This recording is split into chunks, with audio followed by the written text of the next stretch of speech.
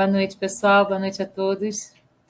Estamos aqui mais uma quinta-feira, às 20 horas, para fazermos mais uma reflexão à luz do Espiritismo. Hoje o nosso tema é Amar, Não Sofrer, baseado na obra Renovando Atitudes, é um capítulo dessa obra, que nós vamos hoje, então, estudar.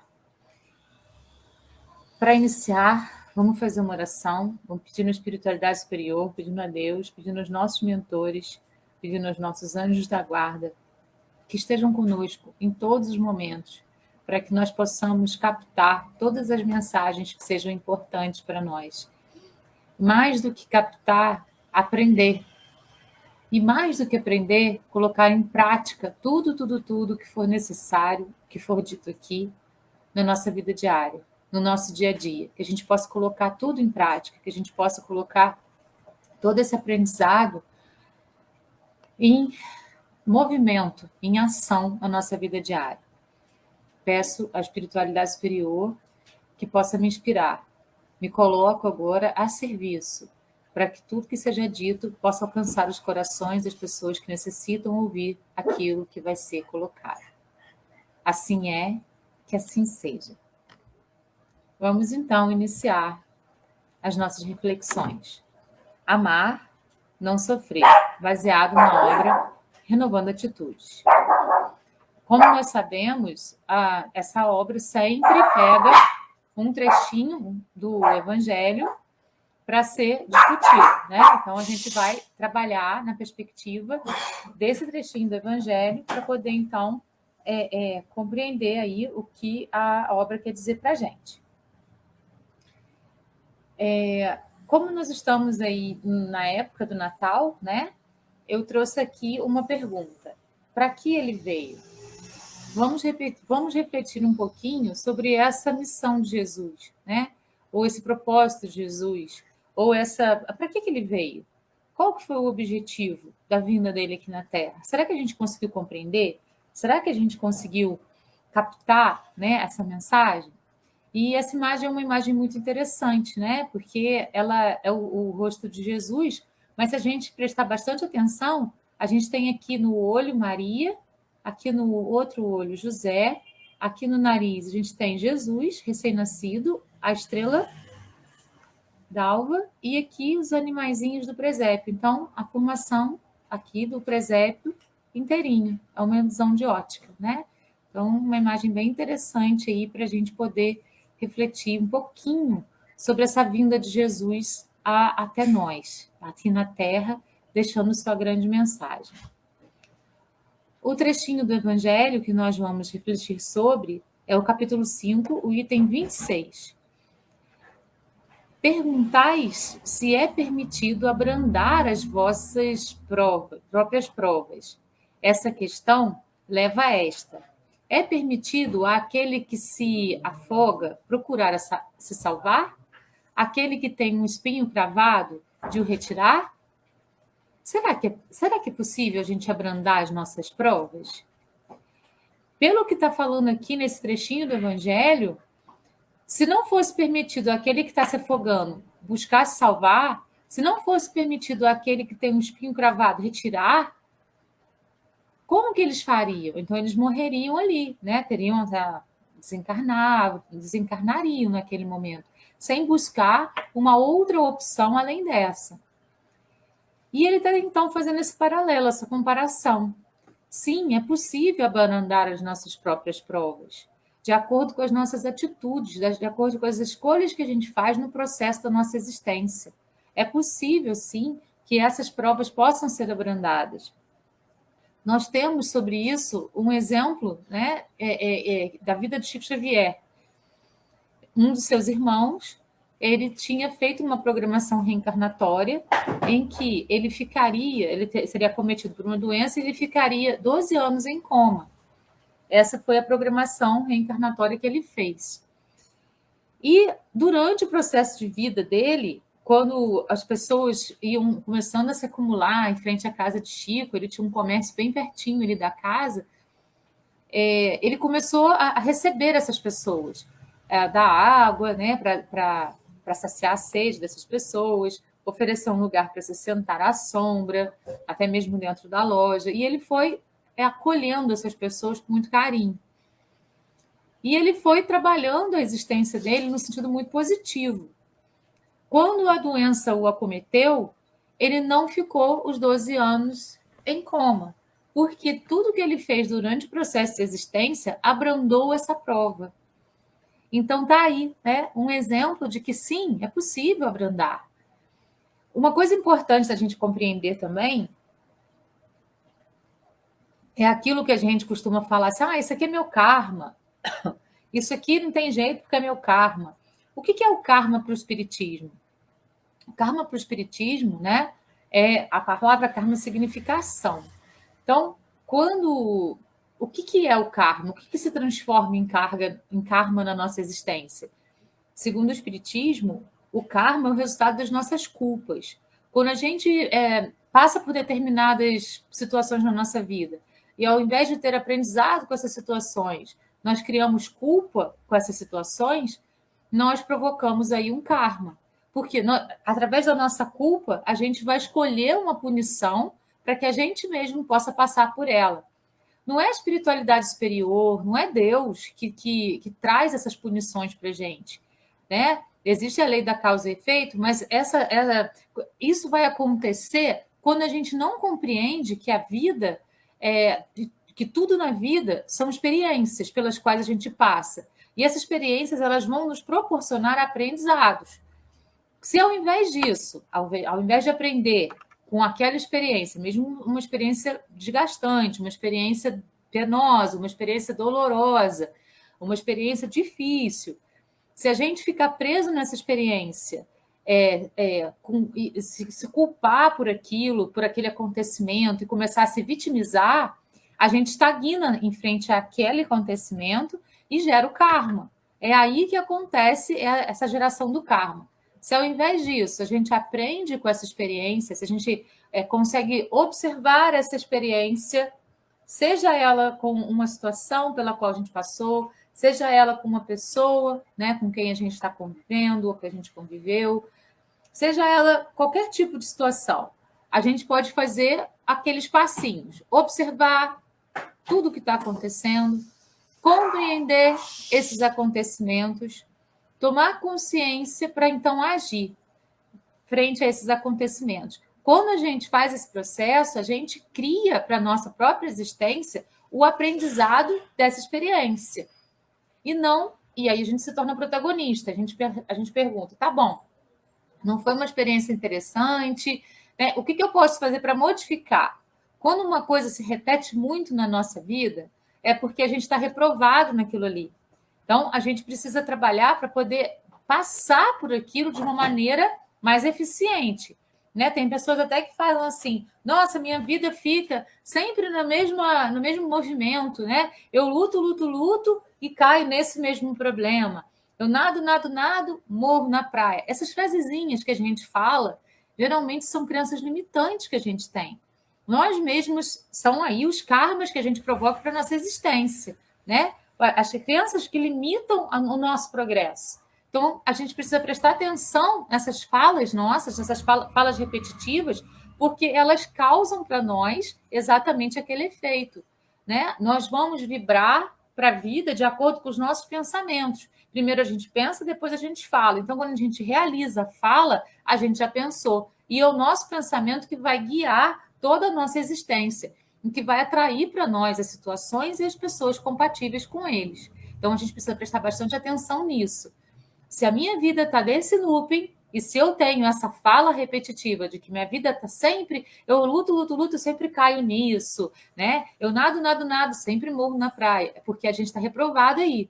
Aí a gente precisa trabalhar e modificar as nossas atitudes acerca dessa situação, desse tipo de pessoa, desse acontecimento, para que a gente possa ter um progresso em relação a isso na nossa vida. Assim a gente abranda a nossa prova, certo? Quando a gente é aprovado naquilo ali, aquilo não se repete mais. Então, prestemos atenção. Se a situação está se repetindo, é porque algo a gente está fazendo para atrair aquilo para a nossa vida. É muito importante a gente lembrar que Deus nos deu o livre-arbítrio, né? ele deu para a gente o livre-arbítrio. E ele, então, deu para a gente liberdade total, liberdade completa para a gente agir na vida. Por isso, não existem erros ou acertos. Existe aquilo que a gente está preparado para dar na vida, né? Se eu diante de uma situação, eu faço uma escolha, é aquela escolha que eu estou preparado para fazer naquele momento. Ah, mas deu errado, né? Então eu errei. Tá, não foi o resultado que eu esperava.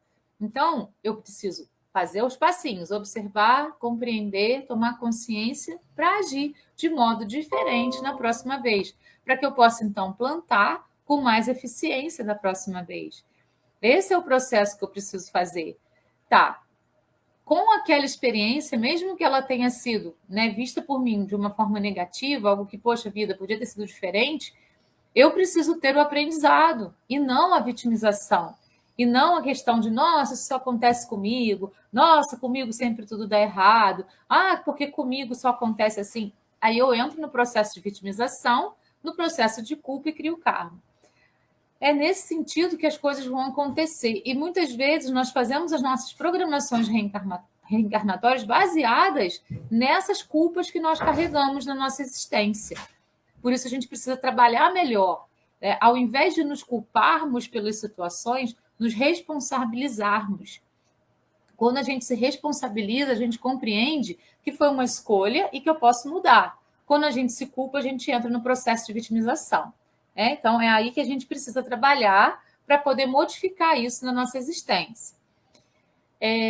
Com a responsabilidade, eu mudo tudo, porque eu vou ter o processo de aprendizado e eu vou transformar esse aprendizado em ação. Com a culpa, eu vou me vitimizar. Então, eu preciso pensar em qual escolha eu estou fazendo para que a minha vida esteja do jeito que está. Tudo é escolha. E tudo que a gente passa hoje é por conta de alguma escolha que a gente fez. Aí, né, quando a gente fala isso para as pessoas falam assim, as pessoas falam assim, mas ninguém escolheria uma doença, né? Fulano está doente, ninguém escolheria isso para si próprio. E aí a gente pode abrir o livro, Nosso Lar, e a gente pode ler o início do livro, enquanto o André Luiz está ainda no umbral. Ele desencarnou por conta de uma doença, um câncer que ele teve no estômago. Quando chegou no umbral, ele era chamado de suicida. E ele dizia, não sou suicida, né? Eu sou vítima de uma doença. Essa doença me acometeu e me tirou, né, do meu processo de existência, de vida, enfim. E quando ele chega na colônia, ele descobre que essa doença foi provocada por ele mesmo, pelas escolhas que ele fez no processo existencial dele. As escolhas de uma vida desregrada, né, de uma vida de beber, de fumar, de ficar noitadas até tarde, de não ter um sono que fosse produtivo para o espírito dele, para descansar o corpo, dos sentimentos que ele acumulou durante essa existência, né? Austeridade ao extremo, orgulho, raiva, né? Muito, muito, muito, muito orgulho, né? O orgulho dele gerava aí os outros sentimentos que não eram positivos para a existência dele. E tudo isso provocou a doença que ele teve, que fez com que ele desencarnasse. Então, segundo André Luiz, segundo a literatura espírita, sim, até mesmo as doenças são nossas escolhas, de acordo com os processos que a gente vai vivenciando na nossa existência. A gente vai fazendo determinadas escolhas que vão gerando problemas no nosso perispírito, nos nossos chakras e aí no nosso perispírito, que vão vindo para o corpo físico e vão desencadeando em doenças, certo? Então, tudo, absolutamente tudo, faz parte das escolhas que nós fazemos durante o nosso processo existencial. E podemos abrandar provas, mas também podemos fazer com que elas fiquem mais difíceis, de acordo com as escolhas que a gente faz. Assim como a gente pode abrandar, como fez o irmão de Chico Xavier, a gente também pode dificultar, né, de acordo com as escolhas que a gente faz no nosso processo existencial. Aí o outro trechinho que ele coloca para a gente, contentai-vos com as provas que Deus nos envia, e não aumenteis sua carga, às vezes tão pesada. Então, não vamos aumentar, né? Vamos buscar abrandar. não aumentar essas provas que a gente já tem e que já é tão pesado.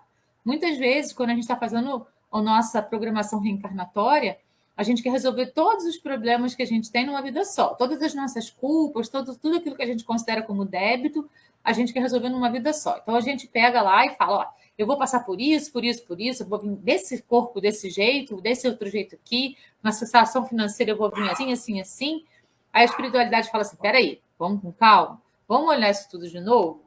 Ó, a gente pode abrandar um pouquinho isso aqui, porque isso aqui vai ficar muito pesado junto com isso. Né? A gente acha, quando a gente está desencarnado, que a gente dá conta de muito mais do que a gente realmente dá quando a gente está encarnado. Estando encarnado é muito diferente, né? Então, a espiritualidade, ela abranda aquilo que a gente mesmo quer colocar para a gente como prova e expiação, certo? E vamos lembrar, né? O nosso planeta é de provas e expiações. Nós estamos aqui porque a gente não precisa desses processos, porque a gente não compreendeu ainda que é só o amor que resgata tudo. É só o amor que faz com que a gente não sinta culpa, não sinta ódio, não sinta raiva, não seja orgulhoso. É só com o olhar do amor, que é o grande ensinamento do Cristo, que a gente modifica tudo isso na nossa existência. A gente ainda não entendeu a mensagem. A gente ainda está batendo cabeça, né? Colocando aí a culpa como principal foco da nossa existência e o sofrimento, e a dor e o sofrimento como os únicos meios de purgar, né? Tudo isso. E esse capítulo vem dizer para a gente que não é bem assim. Então vamos aí, né, para frente no capítulo para a gente ver o que ele vai comentar sobre esse trechinho do Evangelho. Somente porque ainda não aprendemos a amar, afinal, a lei divina nos incentiva ao amor, como sendo a única forma capaz de promover o nosso crescimento espiritual. Então é exatamente isso. É só o amor. Só através do amor que a gente vai conseguir passar por tudo que a gente escolhe passar, não sentindo dor. Porque o que é a dor? Né? A dor é o resultado das expectativas que a gente gera frente a determinadas pessoas e situações. Então, a gente convive com pessoas e a gente gera expectativas. Né? Então, não, assim como eu fiz algo por essa pessoa vai fazer por mim também. Isso não é verdade. Né? Eu fiz esse algo por essa pessoa porque eu quis fazer e eu fiz por amor. Agora, se aquela pessoa vai retribuir igual ou se ela vai retribuir, é outra questão. A gente não tem de fazer algo esperando que tenha uma retribuição. A gente precisa fazer porque a gente fez por amor, simples assim, e não esperando que o outro retribua de alguma forma para a gente. Mas a gente faz isso, a gente gera a expectativa de que se a gente está fazendo alguma coisa bacana, o outro vai retribuir também de uma forma bacana. E isso não é uma verdade. Isso é uma expectativa que a gente gera. Aí, se o outro não cumpre a expectativa que nós geramos sobre ele, vem a decepção, né? E aí a gente sente dor. Nossa, fulano é ingrato, eu fiz tanta coisa por ele e ele não retribuiu em nada, né? Pelo contrário, ele ainda foi leviano comigo, ele ainda foi, né? Então, assim, isso aí é bastante complicado, é bastante complexo. A gente precisa prestar bastante atenção para poder não entrar nesse processo, certo?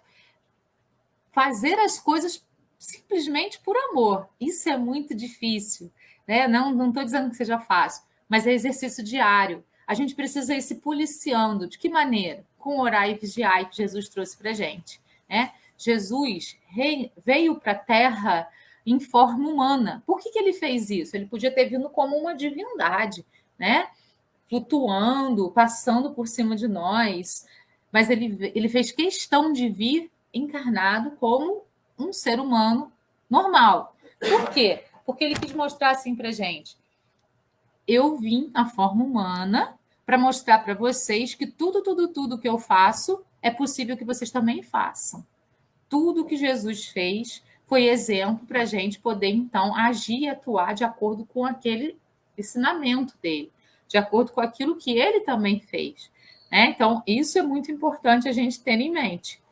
Que o que Jesus fez, a gente também pode fazer. Ah, não, mas Jesus fez milagres, nós não somos capazes de fazer milagres. Quando acontecia um milagre, o que Jesus dizia para a pessoa que recebeu esse milagre?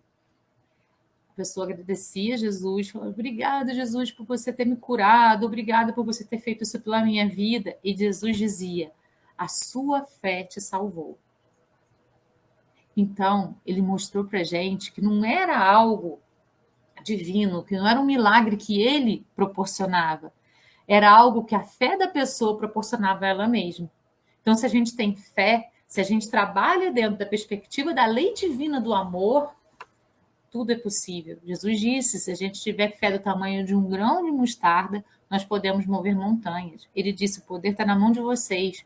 Vocês precisam utilizar de maneira eficaz isso daí para poder modificar a própria existência, para poder modificar tudo que vocês quiserem. Absolutamente tudo.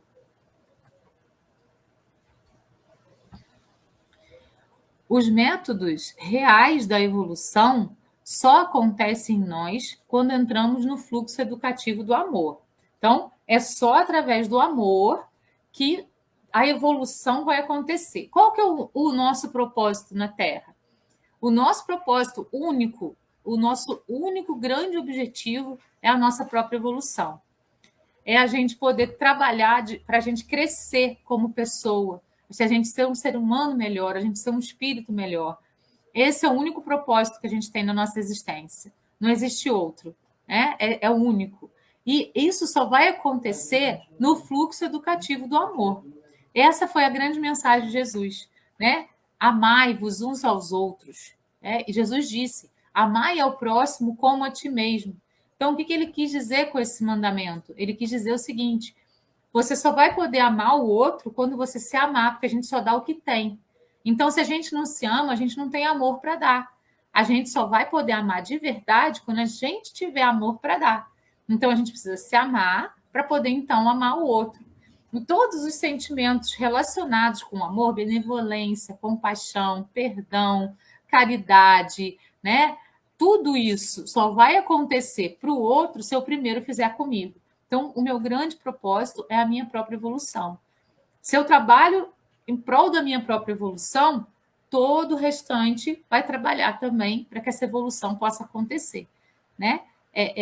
Eu preciso fazer comigo aquilo que eu quero disponibilizar para o outro. Se eu não tiver para mim, eu não posso disponibilizar. A gente só dá o que a gente tem. Se eu não tiver, eu não posso dar. Então, essa é uma premissa. É algo que a gente precisa prestar bastante atenção. Sofrer por sofrer não tem significado algum, pois a dor tem como função resgatar as almas para as faixas nobres da vida, por onde transitam os que amam em plenitude. Vamos fazer outra observação. A dor, ela chega na gente porque a gente ainda gera expectativas, como a gente já falou no início. E a gente gera, né? A gente ainda está aí num nível evolutivo muito pequenininho, a gente está engatinhando no processo evolutivo e a gente gera expectativa. Jesus, por exemplo, nunca gerou expectativa com relação a ninguém, porque ele sabia que todos nós tínhamos o livre-arbítrio e que estávamos ali buscando fazer o nosso melhor. Mas nem sempre o nosso melhor era o melhor, né? A gente ainda está no processo de evolução. Então, ele sabia disso. Ele sabia que a gente ia fazer alguma coisa que não ia ser bacana. Então, ele nunca gerou expectativa, por isso ele nunca se decepcionou com ninguém. Ele já sabia do que todo mundo era capaz. E ele não esperava que o pior da pessoa, mas ele também não esperava o melhor. Ele esperava o que a pessoa tinha para dar. Isso é não gerar expectativa. Né? Então, cada um dá o que está preparado para dar. Né? Só dá o que tem. Se eu não tenho para dar, eu não posso. Eu não tenho condição. E assim, dentro da Terra, cada ser humano está num momento de evolução diferente. Então, vai poder ser muito bacana numa área da vida. Às vezes as duas pessoas são amigas, né? E numa área da vida, uma está muito desenvolvida e a outra pouco desenvolvida. Só que em outra área, essa que está desenvolvida nisso aqui está pouco desenvolvida e essa aqui está muito desenvolvida. Então, assim, a evolução ela não é igual para todo mundo. Ela vai depender das experiências pelas quais as pessoas passaram e os aprendizados que elas trouxeram para a sua própria vida através dessas experiências. Então, como a gente ainda gera expectativa, como a gente ainda tem essa coisa, né, de ficar idealizando as pessoas e as situações, a gente vai sentir dor, porque com certeza a gente vai se decepcionar, né? A gente vai se decepcionar com alguém, com as pessoas que estão perto da gente, que passam pela nossa vida. Beleza, então a gente sentiu dor. Agora tem outra escolha. Fazer os passinhos, observo essa dor, compreendo essa dor, né? Tomo consciência e ajo a partir dessa dor para poder, então, modificar a minha existência. Ou eu entro em sofrimento através da vitimização. Ah, isso aconteceu comigo, eu sou a pessoa que sofre mais no mundo, eu sou a pessoa que sente mais dor no mundo.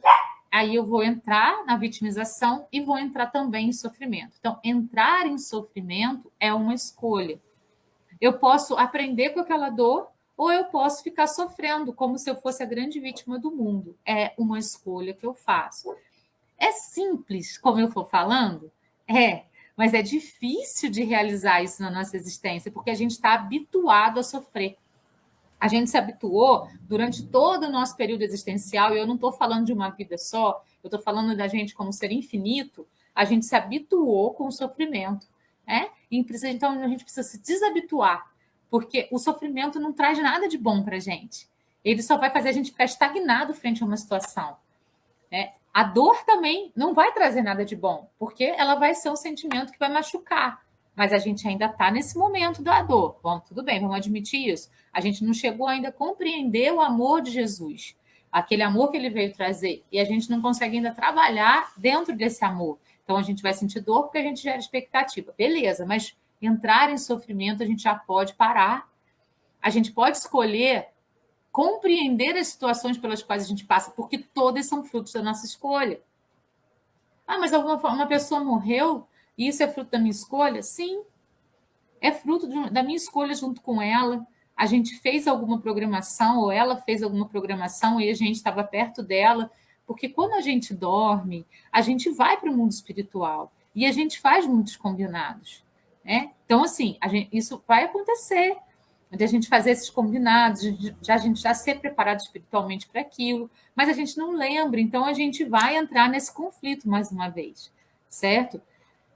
Por isso é muito importante a gente ter a consciência de que tudo é escolha, absolutamente tudo, porque Deus nos deu livre-arbítrio. Partindo dessa premissa, tudo é escolha nossa, tudo.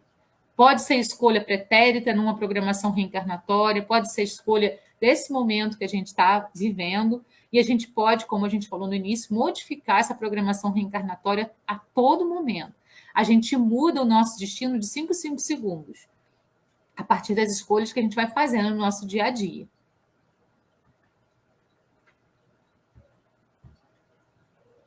Temos acumulado inúmeras experiências nas névoas dos séculos, em instâncias onde nossas almas estagiam, e aprendido invariavelmente que só repararíamos nossos decertos e equívocos perante a vida através do binômio dor-castigo. Isso que a gente aprendeu. Vamos lembrar, nós somos espíritos infinitos. Então, nós vivemos na época antes de Cristo, nós vivemos na época de Cristo, nós vivemos na época logo depois de Cristo, nós vivemos na época da Idade Média, a gente viveu depois, né, na época das grandes navegações, do descobrimento do Brasil. Aí a gente foi vivendo. Todos esses tempos a gente viveu, a gente estava lá. E a gente foi aprendendo, dentro da perspectiva de cada tempo, aquilo que cada tempo tinha para dar para a gente. Né? A consciência coletiva, o self coletivo de cada tempo ficou instaurado em nós, como crenças que ampliam ou como crenças que limitam. Então, durante todo esse tempo de existência, a gente aprendeu que esse binômio dor-castigo era a premissa para a gente poder reparar aquilo que a gente fez e que não foi muito bacana. E a gente tem isso incutido na nossa cabeça, enquanto seres humanos que reencarnaram na Terra durante todo esse processo existencial da Terra. Né? A gente aprendeu isso. E a gente precisa agora trabalhar para poder desconstruir isso dentro da gente. Porque Jesus disse para a gente assim: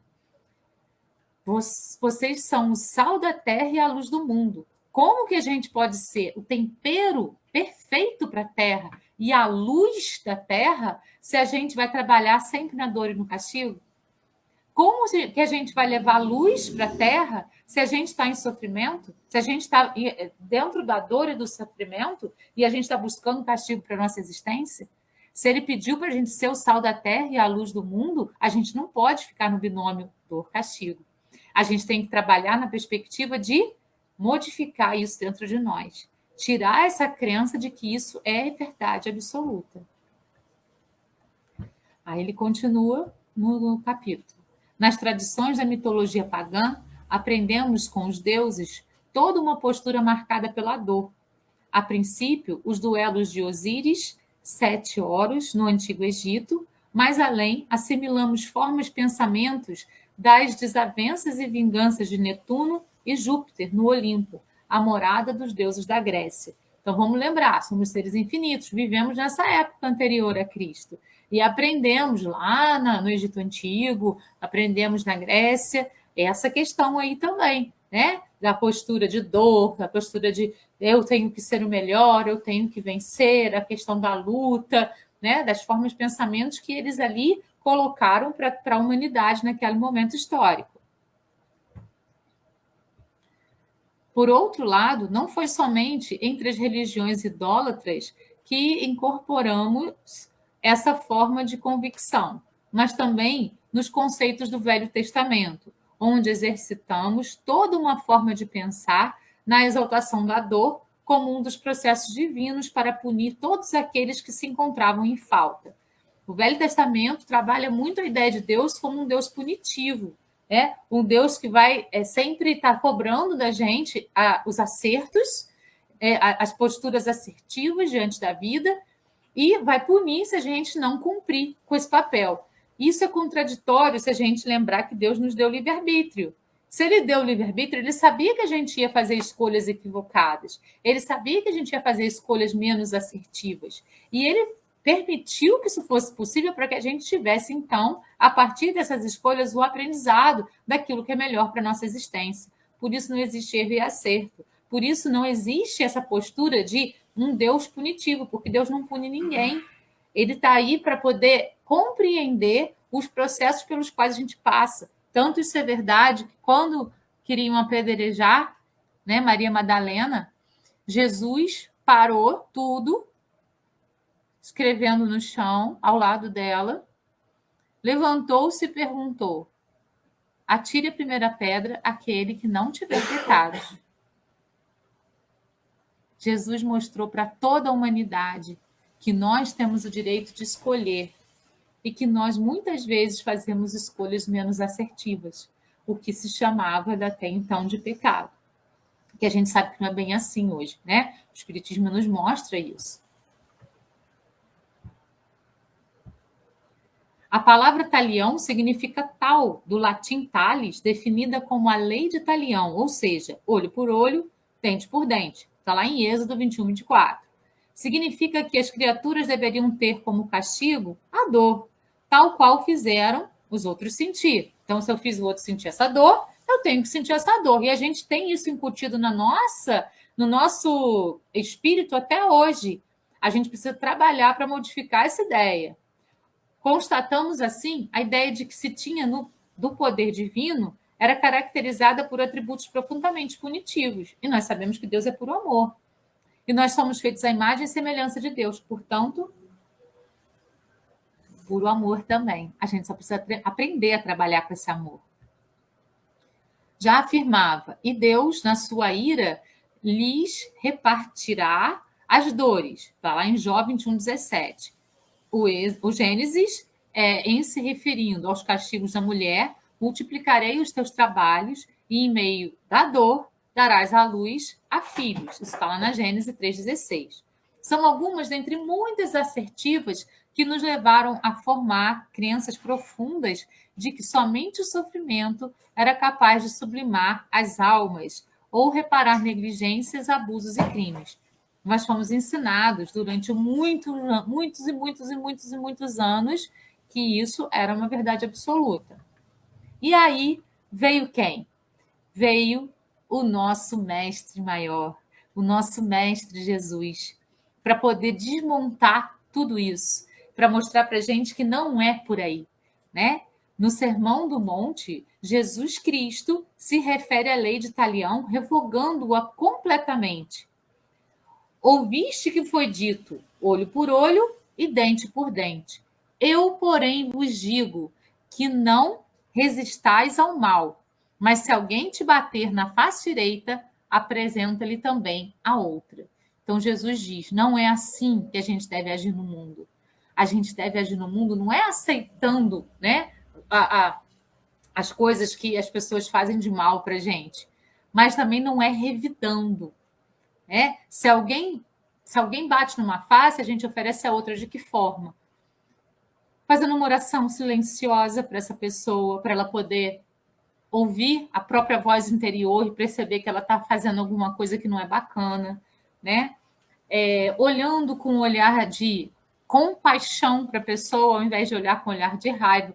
Nossa, mas isso é impossível. Se alguém está me xingando, como é que eu vou ficar plena, né? Como é que eu vou ficar absoluta ali na frente daquela pessoa que está me ofendendo? A pessoa só me ofende se eu deixar. Porque se eu sei que aquela pessoa está falando não é verdade, aquilo não vai me atingir. É um exercício que a gente pode fazer. Né? Agora, se aquilo me atinge, é porque alguma verdade tem daquilo em mim. É porque eu também estou me julgando daquela forma. E aí, o que a pessoa falou pode ser um processo que eu posso usar para meu favor. Eu posso fazer uma autoavaliação e ver, nossa, por que isso me ofendeu? Será que isso está em mim? Agora, se aquilo não me ofende, é porque não está em mim. Então, a gente precisa ir trabalhando isso. Ao invés de ficar com raiva, rancor das pessoas, perceber se aquilo que a pessoa falou bateu fundo em mim, aquilo está lá. Se aquilo passou, falou assim, gente, essa pessoa não tem noção do que ela está falando. Né? Nada disso tem a ver com o que eu sou. Então, ela não me ofendeu. Ofender-se ou não é uma questão de consciência também. Né? Tá bom, isso é muito difícil. Sim, é muito difícil, é exercício diário. A gente pode ir trabalhando esse exercício passo a passo da nossa existência. Né? E a gente vai chegar lá. Né? A gente ainda não é Gandhi, a gente não é Madre Teresa de Calcutá, a gente está muito longe disso aí. Mas a gente pode começar a trabalhar na perspectiva desse melhoramento, né? Para que a gente possa, então, ir trabalhando naquilo que Jesus veio trazer para a gente, o amor. É só quando a gente aprender a trabalhar dentro do amor, pô, essa pessoa chegou falando esse monte de coisa, provavelmente isso está nela. Isso tudo está nela, não em mim. Ela joga para cima de mim aquilo que ela tem de culpa, aquilo que ela tem de raiva, aquilo que ela tem de rancor, assim como todas as pessoas queriam fazer com Maria Madalena, jogar as pedras nela para aliviar a própria culpa. Jogo as pedras, alivio a minha culpa, mas depois de um tempo, aquela culpa volta toda. E quando uma pessoa me agride, ela está fazendo exatamente isso, ela está jogando em cima de mim a culpa que ela sente. Todos os sentimentos negativos que ela tem dentro dela, e não os meus. Não que são meus. Agora, se aquilo me atingiu, é porque está em mim também. Então, a gente precisa ir trabalhando na perspectiva do amor. É isso que Jesus veio trazer para a gente. Esse foi o grande ensinamento. Longa foi a estiagem dos métodos cognitivos pela dor. Contudo, o mestre instalou na Terra o processo da educação pelo amor. Tudo que Jesus fez, todas as atitudes de Jesus, tudo que ele trouxe para nós foi dentro do método da educação pelo amor. Sempre. E é isso que a gente está trabalhando hoje. Né? De que maneira a gente pode modificar isso dentro de nós? De que maneira a gente pode tirar essas crenças limitantes de dentro de nós? Vamos prestar atenção nas frasezinhas feitas que a gente sempre fala. Dinheiro não para na minha mão, né? As coisas sempre se repetem para mim. Nossa, só aproxima esse tipo de gente para perto de mim, pessoas que aí me traem, pessoas que não são bacanas comigo. Por que eu estou atraindo esse tipo de pessoa para perto de mim? Qual é a escolha que eu estou fazendo? Qual é a crença limitante que eu tenho? Essas frases que eu falo geralmente me mostram as crenças limitantes que estão em mim. E quando eu percebo essa fala, eu posso então ir trabalhando através da oração, orar e vigiar, para ir modificando, pedindo para que a espiritualidade ajude a tirar aquilo de mim, para que eu pense de modo diferente dali para frente. E eu vou modificando o meu pensamento. Né? Quando vier esse pensamento, dinheiro não para, não. Peraí, dinheiro para na minha mão, sim. Eu sou uma pessoa abundante e próspera. Eu só atraio pessoas que me traem. Peraí, eu atraio pessoas fiéis. Então, eu tenho que ir modificando, fazendo a reprogramação do meu mental para poder, então, trabalhar essas crenças de uma maneira que elas sejam abundantes e não limitantes. Isso tudo só é possível pela educação no amor. Apesar de Jesus ter invalidado a lei do tal crime, tal castigo, ela ainda prevalece para todos os seres humanos que não encontraram no amor uma forma de viver e pensar. Então, quem eu sou dentro da Terra hoje? Eu sou esse ser humano que ainda está na lei do talião, ou eu sou esse ser humano que está buscando trabalhar dentro da lei do amor? Eu estou ainda na lei do talião. Nossa, eu acho que as pessoas têm que sofrer o mesmo que eu sofri. Então, eu posso trabalhar para modificar isso em mim. Eu posso, né? É algo que eu posso fazer. Ou não. Eu posso continuar na lei do talião. A escolha é sempre minha. É sempre minha. Realmente, durante muito tempo, a dor terá função dentro dos imperativos da vida, estimulando as pessoas às mudanças e às renovações, por não aceitarem que o amor muda e renova, e, portanto, utiliza-se dos silícios mentais como meio de suplícios e tormentos, para se autopunirem, pondo assim em prática toda a sua ideologia de exaltação à falta punição. Então, isso é um processo mental que está incutido em nós. E só nós mesmos podemos modificar isso em nós. Né? Então, a gente precisa trabalhar para modificar isso dentro das nossas crenças. Né? A gente precisa modificar para trabalhar essa crença e transmutar para modificar isso dentro de nós. A partir de então, a gente vai se livrando disso e a gente vai percebendo que a vida é muito mais leve quando a gente não precisa, né, ter razão o tempo inteiro. Né? A frase "você quer ter razão ou quer ser feliz", ela é muito interessante. Eu prefiro ser feliz. Né? A gente não tem razão sempre. E mesmo que a gente tenha razão, se o outro acha que a razão é dele, não adianta a gente ficar discutindo. Então, eu quero ter razão ou eu quero ser feliz? Eu quero ser feliz. Né? Essa é a minha escolha. E qual é a escolha de cada um?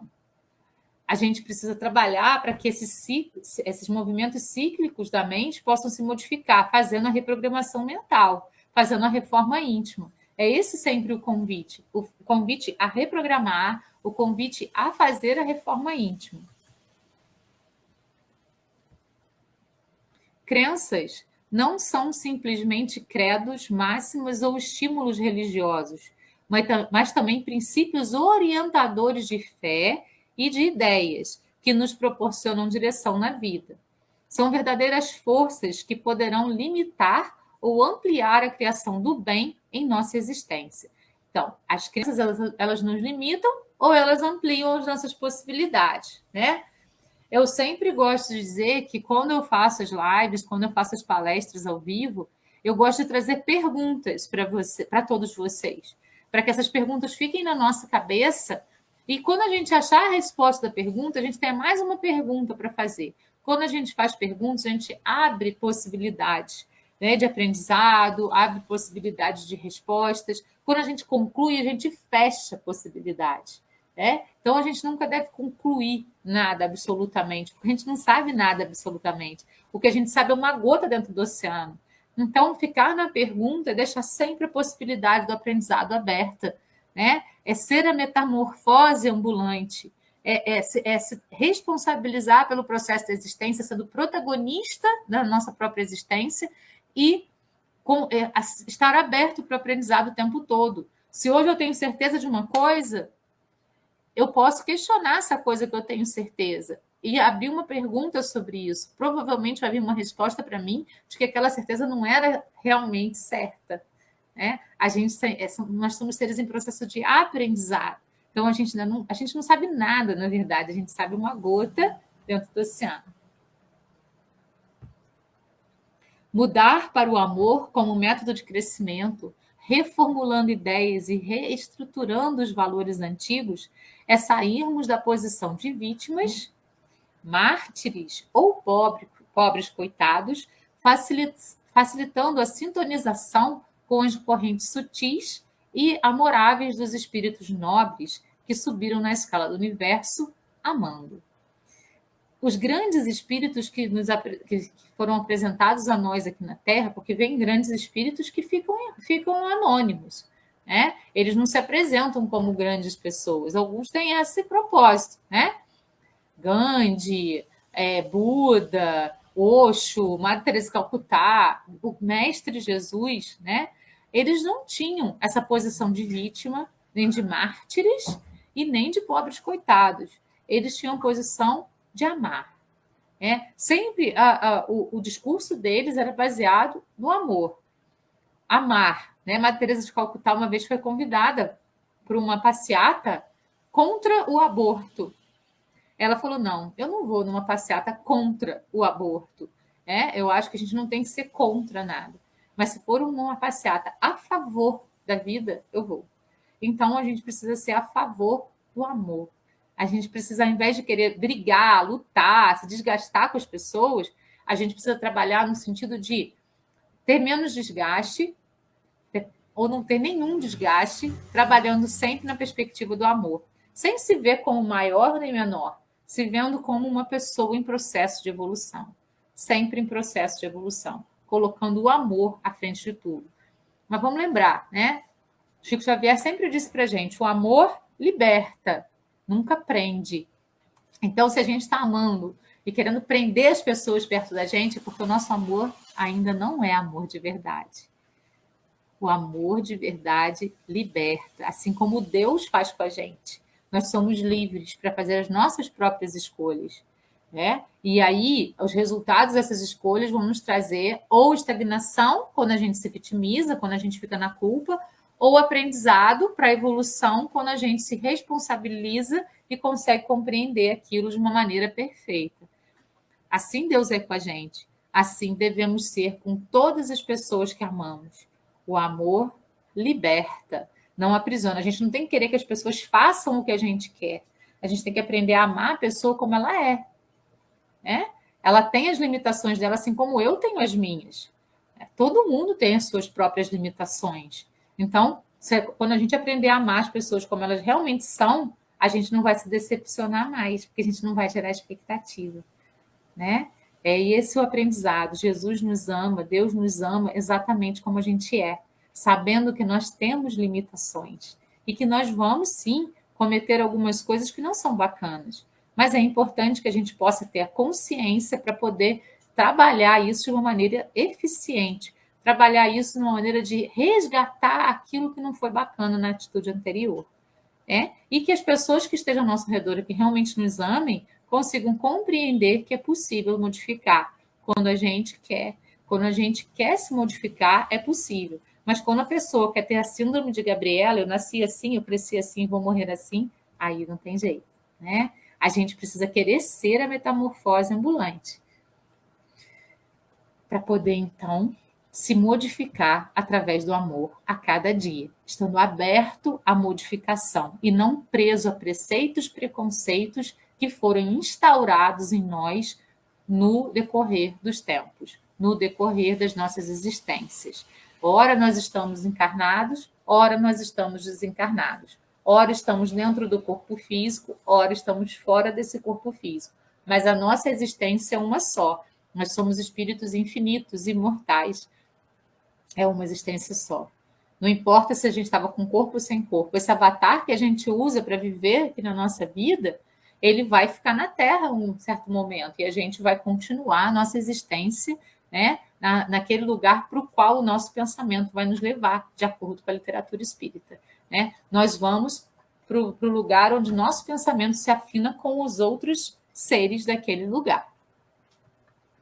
Por isso é muito importante orar e vigiar. E o orar e vigiar, mais uma vez, não é para fora, é para dentro. A gente precisa vigiar as nossas próprias tendências, para que a gente possa, então, perceber as crenças limitantes, perceber o que nos limita para podermos nos libertarmos disso. Podemos sim sutilizar nossas energias kármicas, amando ou desgastá-las penosamente se continuarmos a reafirmar nossas crenças punitivas do passado. A escolha é sempre nossa. O que a gente vai escolher? Se libertar de todas essas crenças negativas que estão rodeando a nossa cabeça há séculos, há milênios? Vamos permanecer nelas ou vamos nos libertar delas? A escolha é sempre nossa, né? Nós temos a oportunidade de termos o grande Mestre Jesus aí trazendo a grande mensagem para a gente. A gente vai ouvir a mensagem da liberdade total através do livre-arbítrio, da perspectiva eu não gosto muito do acerto e erro, né? Das experiências pelas quais a gente escolhe passar e do aprendizado ou da estagnação. São essas as coisas que Jesus veio trazer para a gente, veio mostrar com a gente com as suas atitudes durante o seu processo de vida dentro do avatar Jesus na Terra. Reforçar o espinho cravado ou retirá-lo é nossa opção. Lembremos-nos, porém, de que ideias arraigadas e adotadas seriamente por nós tendem a motivar-lhes a própria concretização. Então, quanto mais a gente coloca uma coisa na cabeça, mais aquilo vai efetivamente acontecer, né? Quanto mais a gente trabalha para modificar aquilo numa perspectiva mais positiva para a nossa existência, aquilo também vai acontecer. O que a gente reforça no nosso campo de pensamento, no nosso campo mental, vai se realizar na nossa vida. Nós somos o que nós pensamos. Então, a pergunta, né, que abriu aí a nossa reflexão de hoje, para que ele veio? Para instaurar uma única lei, a lei do amor. Essa é a grande mensagem de Jesus, a lei do amor, não a lei do sofrimento, não a lei da dor, não a lei do castigo, mas a lei do amor, do puro amor, do amor verdadeiro, do amor que é libertação, do amor que liberta. Esse é o grande ensinamento daquele que veio para a gente num lugar muito simples, né? E que nos trouxe tanta coisa que a gente ainda não consegue compreender na totalidade, mas que estamos engateando no processo do entendimento de tudo isso. Então, pessoal, essa foi a reflexão de hoje. Eu espero que eu tenha trazido aí uma mensagem bacana para vocês, que tenha sido legal, né? Que vocês tenham tido aprendizado com tudo isso. Eu ainda não vou dar Feliz Natal para vocês, porque semana que vem a gente vai estar junto de novo para poder fazer mais uma reflexão antes aí, né, da noite de Natal. Gratidão a todos por terem estado comigo, pessoas que assistiram ao vivo, que vão assistir depois que a live ficar gravada, pessoas encarnadas, desencarnadas. Gratidão. Namastê. Até semana que vem. Beijo no coração de todos. Até lá.